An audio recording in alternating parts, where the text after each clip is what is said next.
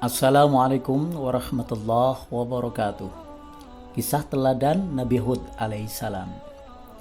Kisah Nabi Hud alaihissalam merupakan salah satu kisah yang sangat menginspirasi. Bukan hanya sosoknya yang istimewa karena menjadi utusan Allah, namun juga karena perjuangan hidupnya yang sangat berat dalam membenahi akhlak kaumnya, yaitu kaum Ad. Berbagai cacian bahkan cemoohan diterimanya saat menyebarkan ajaran yang benar, yaitu menyembah Allah Subhanahu wa Ta'ala.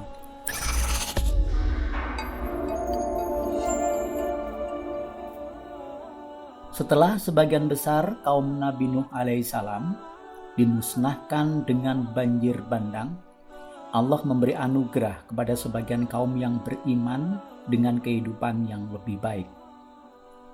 Dan kaum Ad merupakan salah satu kaum penerusnya. Kaum ini hidup di bukit pasir Al-Ahqaf, perbatasan antara Oman dan Yaman. Beribu kenikmatan Allah kepada mereka, baik berupa kemakmuran negeri, kecerdasan maupun kehebatan fisik. Secara fisik, penduduk kaum Ad mempunyai perawakan yang tinggi, tegap dan kuat, sehingga mampu mengerjakan berbagai aktivitas berat dengan mudah. Di sisi lain, meskipun daerah ini berada di daerah perbukitan pasir, namun kekayaan alam yang terkandung di dalamnya sangatlah melimpah. Hamparan pertanian dan sungai-sungai menghiasi pemukiman mereka.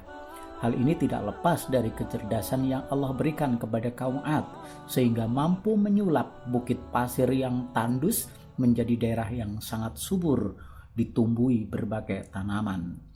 Tidak hanya itu, berkat kecerdasan tersebut, mereka mampu mengatur perkotaan dan membangun gedung-gedung dengan arsitek tinggi pada zaman itu. Bisa dikatakan, negeri kaum Ad paling makmur di antara kaum lainnya.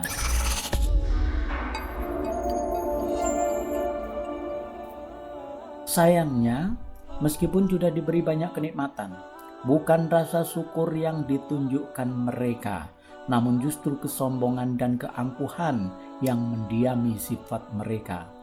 Kekejaman dan kekejian juga mereka tunjukkan terhadap daerah-daerah yang berhasil mereka taklukkan tanpa belas kasihan. Mereka merasa sangat kuat dan tidak terkalahkan oleh siapapun.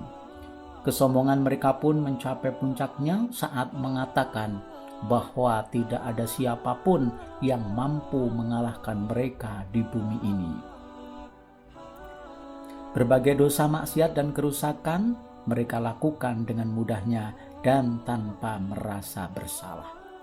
Dan parahnya lagi, mereka justru menyembah 3 berhala yang diberi nama Sat, Samudra dan Hara.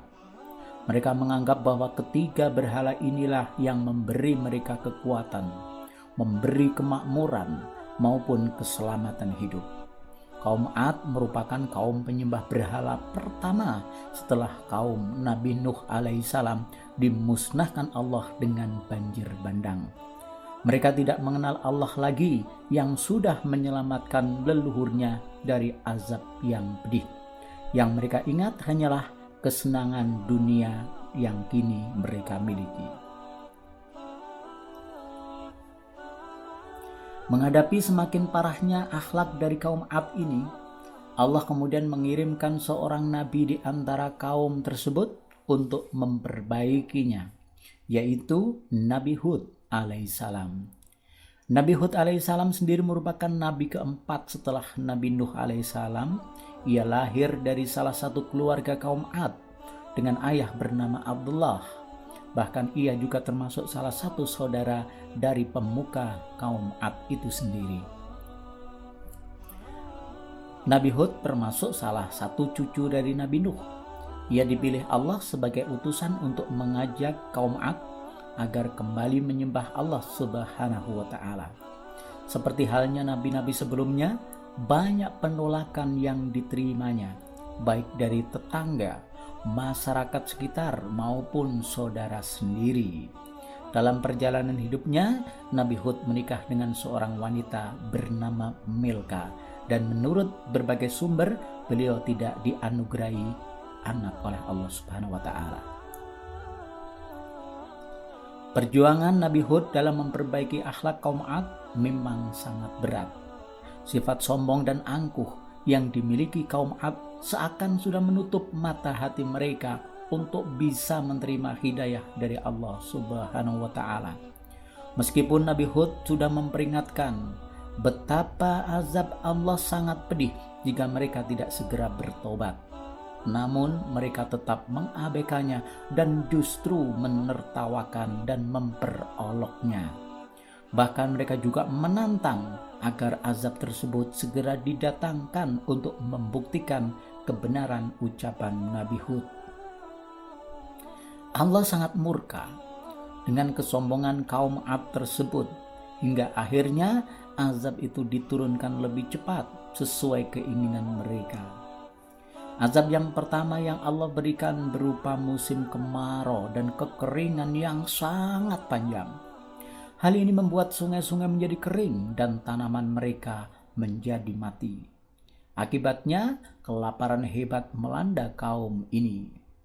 Nabi Hud kembali menyeru kepada mereka untuk segera bertobat dan mengatakan bahwa ini adalah azab Allah Subhanahu wa taala.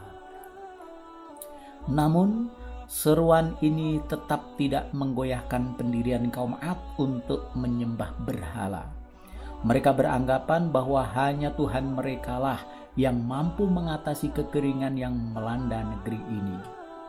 Hingga pada suatu saat muncullah awan hitam yang sangat tebal di atas negeri 'Ad. Penduduk sangat gembira karena mereka mengira bahwa awan tersebut akan mendatangkan hujan dan kemakmuran kembali. Padahal sebenarnya ini merupakan azab Allah yang kedua. Tak berapa lama, di saat penduduk 'Ad bergembira menyambut akan datangnya hujan, gumpalan awan hitam tersebut berubah menjadi badai angin topan yang memporak-porandakan seluruh rumah penduduk 'Ad. Manusia berlari-larian tak tentu dan hewan-hewan berterbangan ke sana kemari. Tidak ada satupun makhluk yang bisa menolong mereka dari murka Allah. Sementara itu, Nabi Hud dan beberapa pengikutnya diselamatkan dari bencana itu. Menurut cerita, badai angin topan ini terjadi selama 7 hari 7 malam atau selama 8 hari berturut-turut.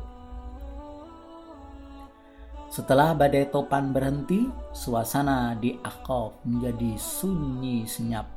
Semua kaum 'Ad terbumi hanguskan tanpa sisa, kecuali Nabi Hud dan sahabat-sahabatnya. Mereka kemudian pindah ke Hadramaut, sekitar 80 km dari kota Tarim, dan hidup menetap di sana hingga Nabi Hud meninggal dalam usia 130 tahun.